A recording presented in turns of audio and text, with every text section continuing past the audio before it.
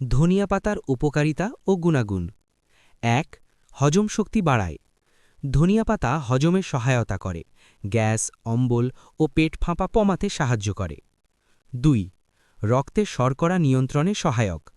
নিয়মিত ধনিয়া পাতা খেলে ইনসুলিনের কার্যকারিতা উন্নত হতে পারে, যা ডায়াবেটিস নিয়ন্ত্রণে সহায়তা করে। ৩. হৃদযন্ত্র সুস্থ রাখে। এতে থাকা অ্যান্টিঅক্সিডেন্ট ও ফাইবার কোলেস্টেরল কমাতে সাহায্য করে, ফলে হৃদরোগের ঝুঁকি কমে।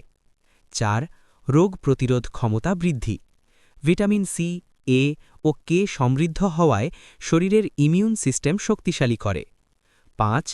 ত্বক ও চুলের জন্য উপকারী। ধনিয়া পাতার অ্যান্টিব্যাকটেরিয়াল গুণ ব্রণ কমাতে সাহায্য করে এবং চুল পড়া কমাতে সহায়ক। ৬.